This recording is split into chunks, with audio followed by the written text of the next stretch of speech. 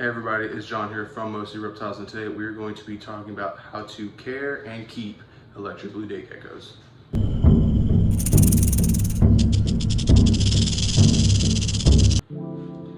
So the electric blue day gecko is a dwarf species of gecko with amazing blue coloration. It is an arboreal tropical species from small parts of Tanzania, and they are critically endangered. So working with these geckos holds a more substantial value, I think, than breeding just any overpopulated lizard in the hobby.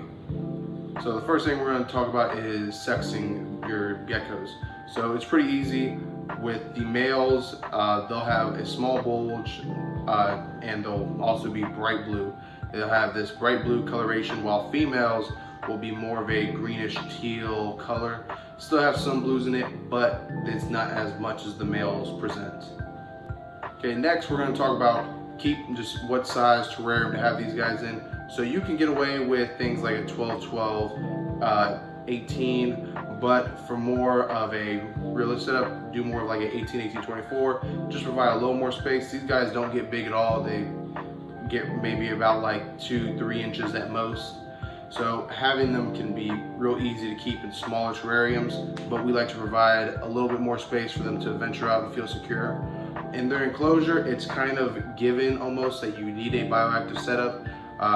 You can get away with realistic setups, but it does have to be something that makes them feel secure and provide enough hiding spots for them. These guys climb all over, they're real active, and having them in a bioactive setup kind of shows these more their instincts, and it gives them more freedom to do things such as hiding, climbing on branches, climbing on plant leaves, drinking from plant leaves, and little sorts of things that just add enrichment to their everyday lives. For lighting, what we use is we provide UVB and we provide a plant light for their setup. They don't need a basking light, but we have found that giving them a branch or something that's kind of a couple inches down from the UVB or plant light provides just enough heat to kind of give them a small basking spot, nothing too substantial, and they do take advantage of it. I see them all the time. They're laying on that branch and they're soaking up the UVB and the warmth. It does warm up a little bit when it gets right there, just a tiny bit, but it's enough for them to enjoy it. Now when it comes to feeding your gecko, we do Pangea, and then we also give flightless fruit flies and also some small pinhead crickets. We give them calcium about once or twice a week, and which that helps with their breeding if you plan to do that, but it just gives them extra bit of protein and the vitamins that they need to survive. The Pangea, we give that on a every other day type thing, so we'll put it in one day and then change it 2 days later.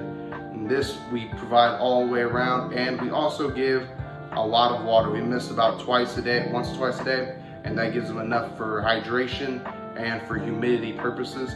We also provide a water dish, a little shallow water dish, in case they want to drink out of it. They also do collect water from some of the plants that provide little water bowls inside the pit of the plant, so they do take advantage of that as well. Now when it comes to keeping these guys in pairs or trios, we've heard from many different people, and what we do is we keep them in a pair. Some people say trios work for a little bit and then they kind of start getting a little too aggressive, especially if it's during their breeding season. So having a female and a male together is perfectly okay. I've heard 2 females together is okay, but doing 2 males together or a male and 2 females can be problematic at some point. Never put 2 males together with any species, just because, or I guess it kind of depends. Some species you can do that, such as things like viper geckos or dune geckos have also been told to be able to have males together. But also do your research. You got to watch out. Cohabiting can be a problem at times. But when you have a 1-to-1 pair, it seems to do pretty good, and that's what most of the breeders do in the hobby that breed these guys. That's what we do, and we found a lot of success out of it. And that's basically it. Just a little quick description of how to care for these guys. They are a very interesting species to have. They are very active.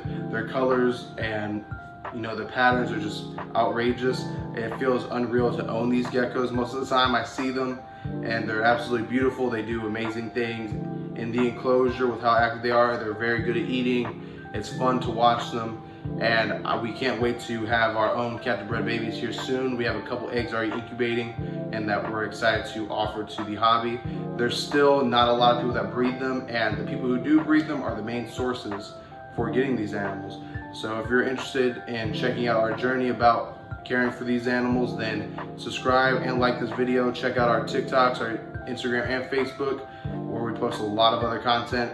And if you have any questions, then leave the comments down below, and we'll be happy to respond to anything that y'all want to share, or any problems or interests that y'all have about what we do. Thank you again for watching, and we'll catch you next time.